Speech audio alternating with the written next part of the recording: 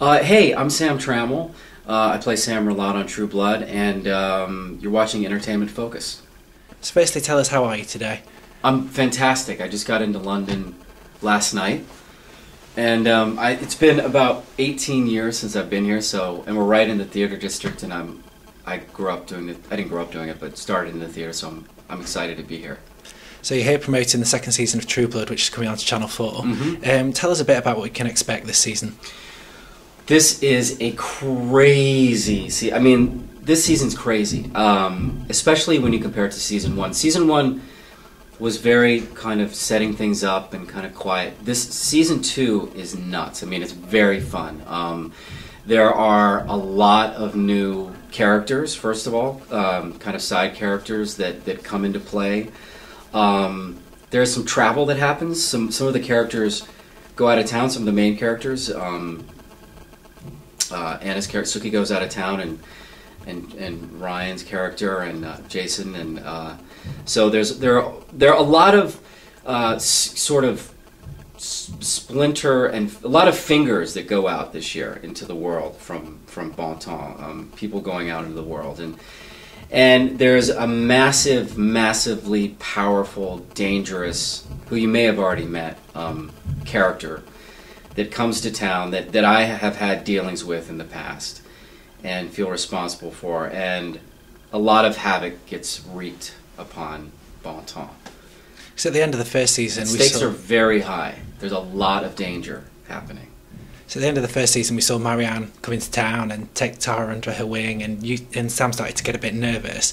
How can we expect to see that developing? Oh, it's heavy. It's intense. What we see is how Sam and Marianne know each other, which is very interesting. There's a flashback. I don't know if that's happened yet or not, but we're going to learn that, and we're going to sort of also they're two. Sam and Marianne's characters are interwoven throughout the whole season, and we sort of learn who she is and what kind of powers she has, and what her agenda is in town, and why I'm a part of that. It's really fascinating. It's very fascinating, especially for people who are into supernatural creatures and the mythology of that. But it's very exciting. A lot of action and blood and craziness. And Sam has a new love interest this season, Daphne. Tell us a bit about her.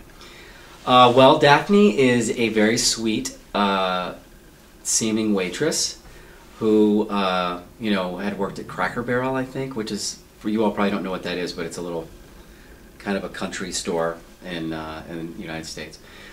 But she's a waitress who comes on, and I don't want to spoil too much for you all, but she and Sam get pretty close, and she has some motives that are not readily apparent from the beginning. There's a mysterious side to her that you don't know about until later, but she's a very, very interesting character. And Sam's been quite romantically involved with quite a few of his waitresses and barmaids now. So it's Sookie, which was at the start of Season 1, and then there was Tara in Season 2, and then potentially Daphne as well. Do you think Sam feels a bit strange about working in that kind of environment? Does he feel strange about dating his waitresses? Yeah, pretty much all of them. Yeah, I know. Well, the environment becomes a lot of exes, basically working in your bar. It is interesting because you didn't even mention Dawn, who got killed in Season 1. Sam had a relation. The way I had seen it, Sam had a relationship with her too. So, yeah, Sam somehow has these relationships with his barmaids, but then stays friends with them.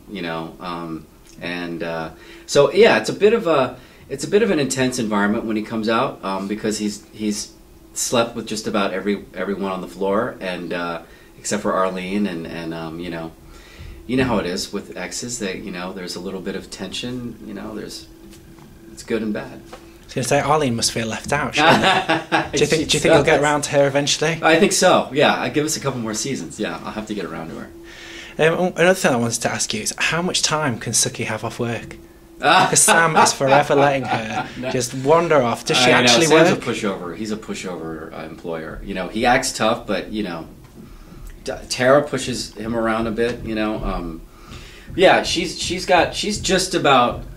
Sookie gets 3 months vacation time each year, so you know. Seems like at each episode. Yes, she's hardly in the bar. I know. So how is it working with the cast? It seems like it's quite a big, happy family. Is that true? Oh yeah, totally. We're not together enough to hate each other yet. You know, we all have separate storylines, and especially in season 2 and in season 3 as well. So a lot of people I don't even see that often, and I only see them when we do the table reads of the scripts. You know, before we shoot them, we all sit down and read the scripts. So you know, there's a lot of people you just plain miss, you know, because you don't get to see them that much. So yeah, we all get along really well. And had you read the books before you took part in the show? I read a few of the first 4 books. I wanted to kind of make sure there weren't any crazy surprises, you know, like Sam was a transvestite in season 10 and at book 10, and you realize, oh, that's why that. So I just wanted to make sure there weren't any crazy things about his character. You know, but yeah, I have read the books. Yeah. And did it worry you at all? Because I think I'm about 6 books in at the moment, and Sam isn't a massive part of the books like he is the TV show. Did it worry you taking on that part that you might not actually have that much to do, or did you always know that role would be fleshed out? I kind of assumed that it would be fleshed out because I kind of saw how Alan was setting it all up.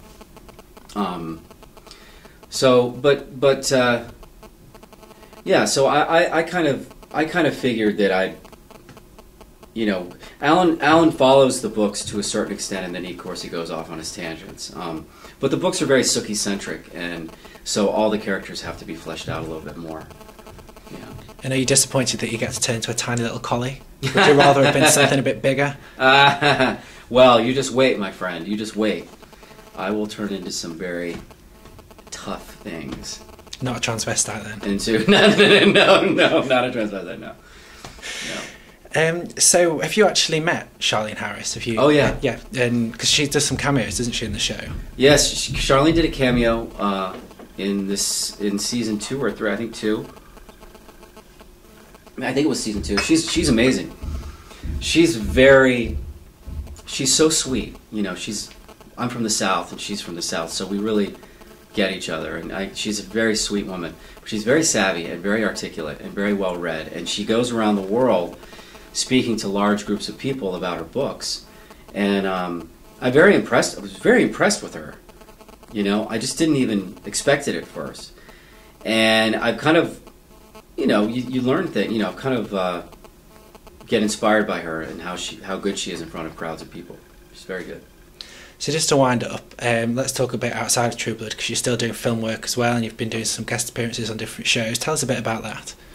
Well, it's really exciting. Doing the guest show, talk shows it's fun. It's a whole different animal.